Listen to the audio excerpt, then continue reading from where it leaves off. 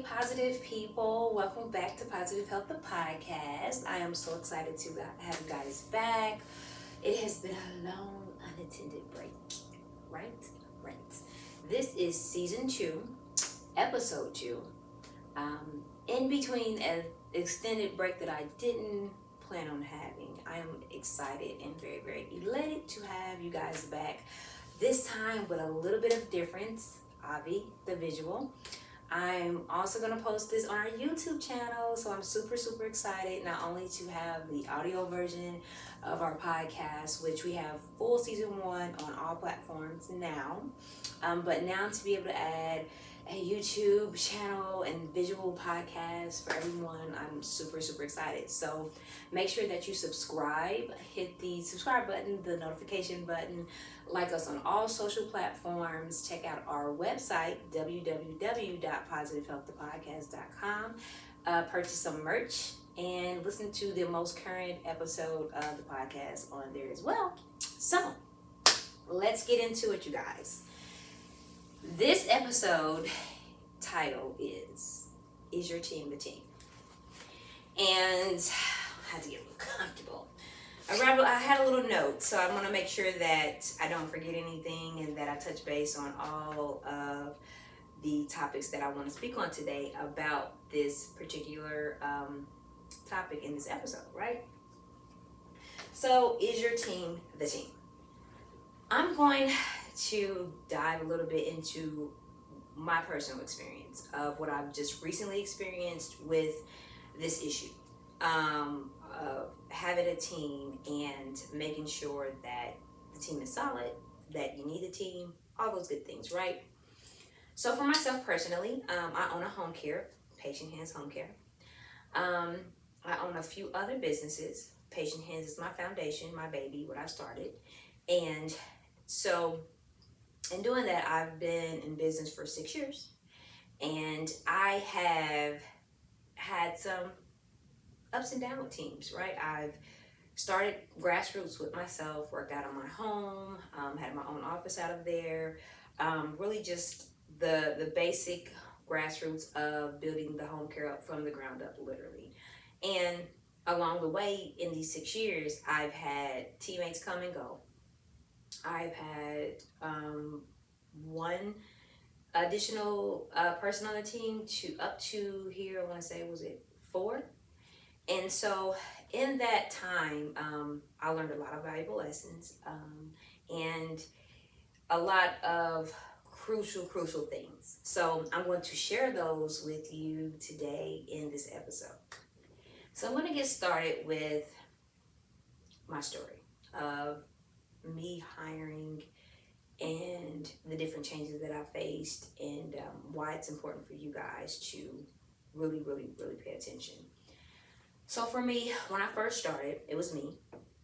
I moved to an office about a year later. My first year was very huge, right? I kind of started, I had like a half a year, I worked, and then in the middle of that year, started my business. And then that next year, 2017, was my first full year. So to say a year and a half, it was large. It was very fast. It grew very fast. It was huge. And in that time, I had one office manager. I obtained her about after I moved from my home into my first office. And I want to say about 6-7 months after being there, I obtained my first office manager. I had that office manager for about a year. Things didn't pan out like they should, to say the least. And,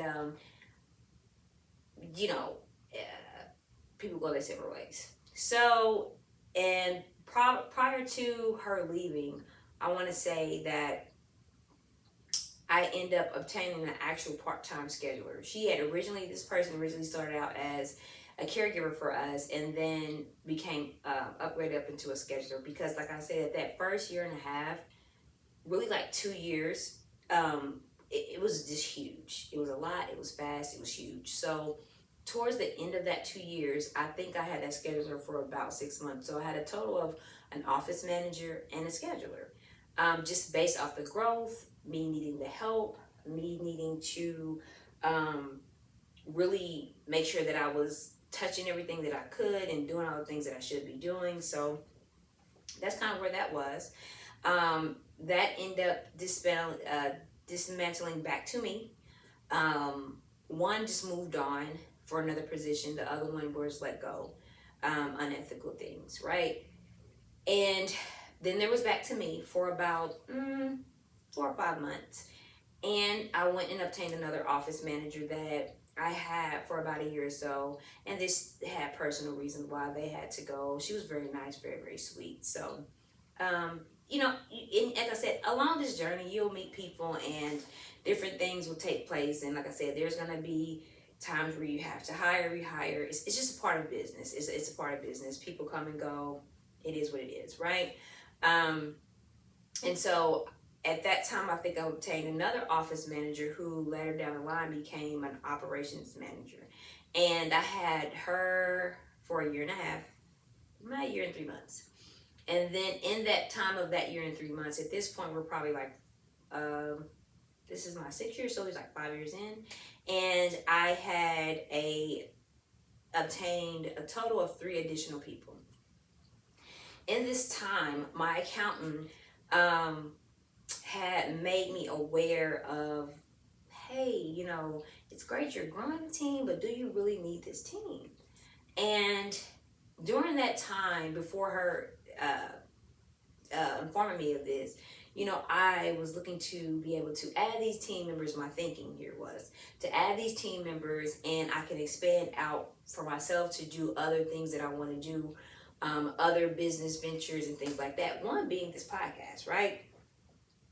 So me acquiring those additional team members to do all the certain aspects of the business that needed to be done, I thought was great, and that I will be able to grow more because I will be able to go out and expand myself more and do more because I wouldn't have to be here with the day-to-days all the time, right? That was my thinking.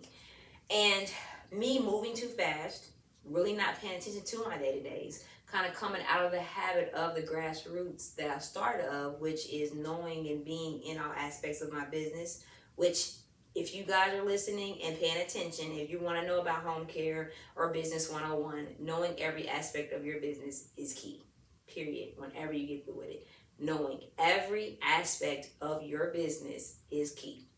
So me kind of just going along, not getting away from those crucial things and not really kind of probably paying attention. Then my accountant began to tell me that. She was like, well, you know, I don't know if, you know, what do they really do? Do you really need them? And I'm like, well, yeah, they help me with this, they do that. And then I want to expand, yada, yada. And once she kind of really pulled my coattail to say, I don't think you really need these people. I don't know if that's like basically a good fit. Do you really, really financially need them and things of that nature? It caused me, for whatever reason at that moment, to, could be God, intuition, whatever you want to call it, to go and really kind of take a step back to looking like, hey, you know, let me go back and see kind of do, you know, what's going on. Making sure that things are rolling right, that my money's right, that functions are right, all of that. So in doing that, I did a little light audit, if you want to call it, and kind of just really did a little inventory audit of, you know, hey, what is this person doing?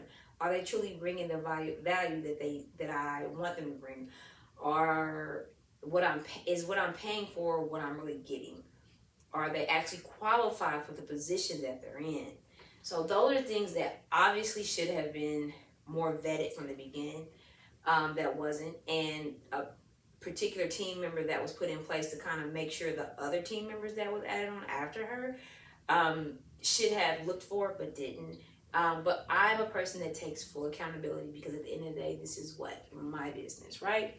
Even if I put that business trust in another employee to do what I paid them to do and to use the skill sets they said they had, whether or not they did them, at the end of the day, it falls on me to ensure that that was done and to ensure that controls, a check and balance was in place. That's another thing. You want to know every aspect of your business. You want to make sure checks and balances are in place for your business to ensure that what you're that all the different operations and things that goes on in your business, there is a process and a control in place, so that you don't let things get away from you that shouldn't, that you're able to catch errors and mistakes and things of that nature, right? And you don't waste the three valuable things that I wasted, which was time, money, and trust. So not having those things in place, not really checking those things, was, at the end of the day, that falls back on me. And what I experienced was people that I hired to do a particular job either wasn't qualified to do that job, was not properly doing everything that they were supposed to do within their job, or was doing unethical things that was not correct to be doing within their job. And I'm thankful for this awakening. I'm thankful for having to revamp and cleanse and clear my office of those particular people, because at the moment, at the time, things maybe served their purpose and did whatever it was, but it was not a good fit for my company, and it wasn't prosperous. It wasn't beneficial in the long run for my company. And I'm thankful for good people like my accountant, who was able to pull my coattail and say, hey, pay attention to this and kind of make sure that this is actually what you need in your business right now. Maybe you do need to go back into the grassroots of your day-to-day yourself and kind of really double check to make sure everything is okay. And I'm very thankful for her for doing that, because that is what really kind of really clicked in my head to say, hey, let me go back and do that. In doing that, I found huge errors, huge flaws, a lot of things that wasn't what I wanted to be, never where I wanted to direct my company. And at the end of the day, like I said, that's all on me.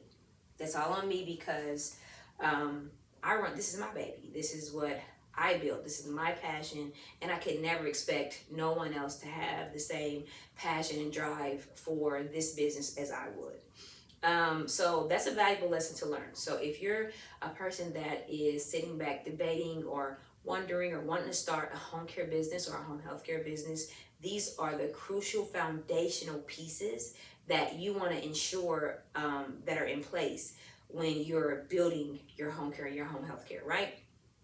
Making sure that you know every aspect, making sure that you're not wasting money, time, and trust. Making sure that the people that you're bringing in, that you're properly vetting them and ensuring that they are the right fit for your team, and that they can do the things that you need them to do in your business to make sure your business is successful and has longevity and grows in the vision that you want it to grow in. You definitely want to make sure also that not only that they're a good fit and all those other things, but that you even need these people. Are you even at a point where, hey, I need to have 4 or 5 people on my team, or I need to have X, Y, and Z? Do you really need that? Because honestly, even if you're looking to expand, you really want to make sure that you're doing it on the correct time. Don't rush. There's no need to rush. It's not a race.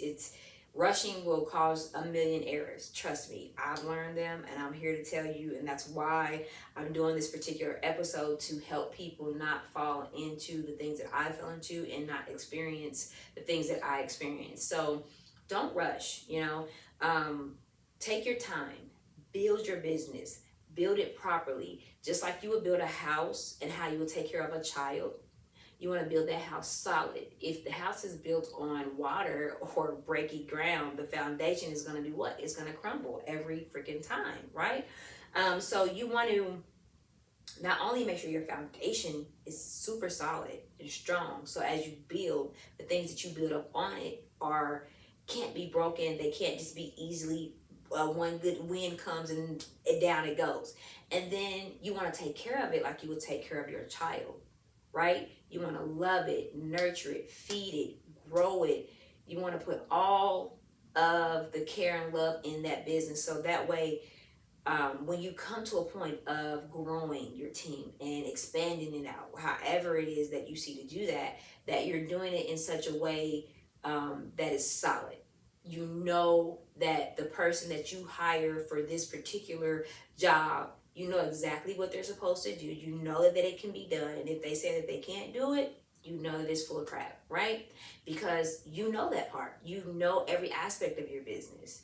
It's your baby. You've taken care of it. You've been through it. You've done it. So you know who can do what and what they can and can't do, right? So that is also going to help you as you bring people on to do particular jobs and duties within your business, and ensuring that they can do exactly what they say they can do.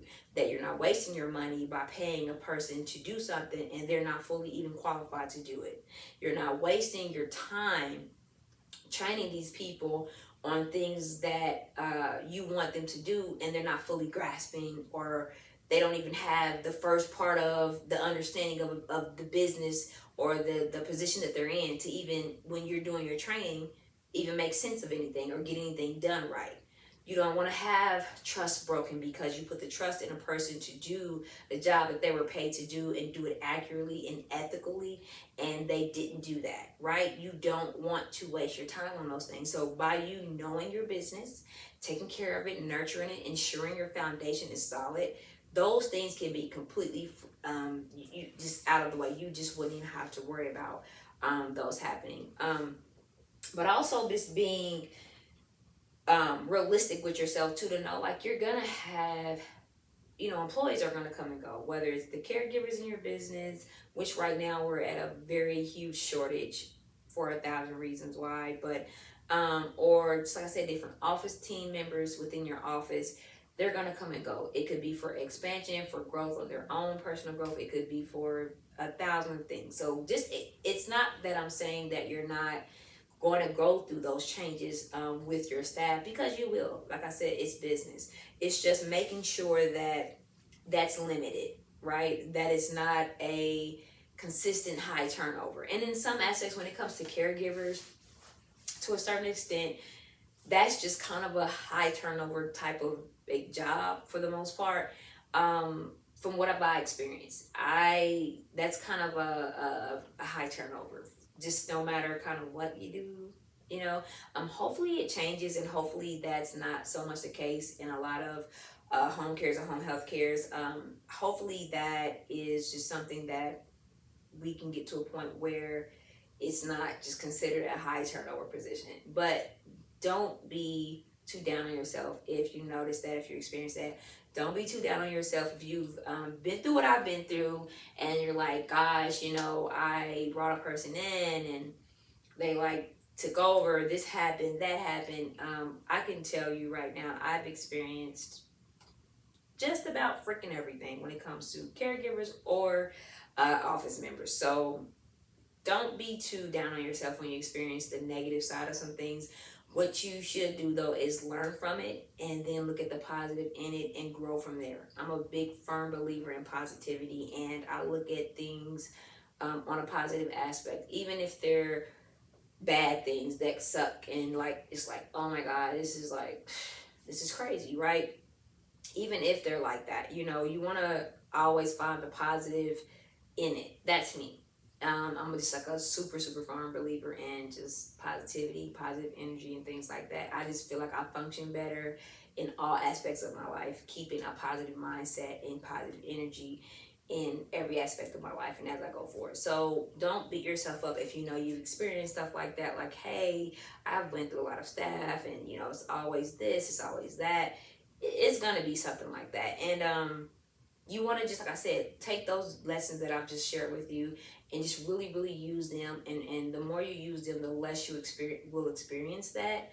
And the more equipped you will be going into hiring, whether it is a caregiver or office staff member. But my biggest thing that I also wanted to let you know is that you're gonna experience a lot in home care. I have a lot of experiences that I'm going to share in all these episodes coming up. Some that I've also already shared in our first season. That's all audio. It's on all streaming platforms. It's a lot of different tips and things that I've shared in there as well. It's going to be a lot of stuff that you experience in this field.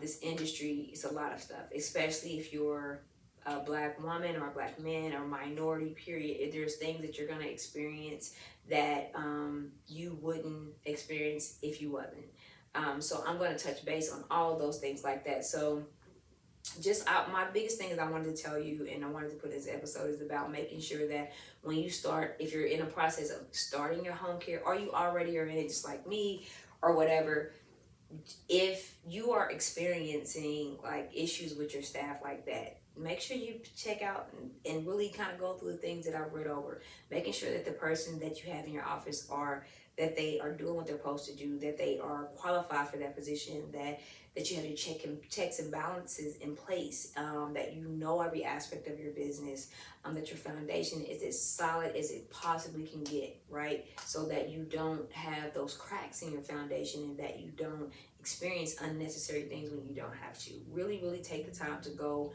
through and check those things. If you're new to the home care business and you're coming into it your first year, or you're about to, begin and start it, please, please, please make sure that foundation is as rock solid as it can be. Make sure that you have nurtured that like your firstborn child, and just make sure that you know every single aspect of your business. That is the best, most crucial, solid advice I could ever give you, period, throughout anything I'm gonna tell you. Like literally, that is the most solid advice, like legit solid.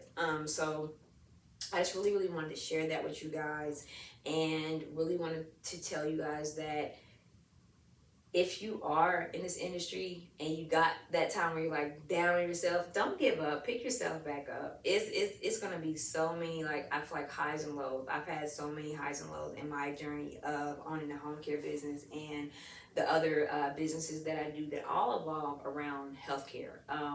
You're gonna experience those, but it's all about having that passion that drives you through the low moments, and the passion that makes you enjoy every high moment. So I hope these tips, this good vital information helped you guys in this episode. If you have any questions, you can definitely leave them below in the comment box. If you love this episode, please like and share, subscribe, hit the notification button, so every episode that we upload, you get to get notified about it. This is my first visual YouTube, so I'm excited to do it, and I thank you so much for tuning into me. Hopefully you can help grow the Positive Health the Podcast family.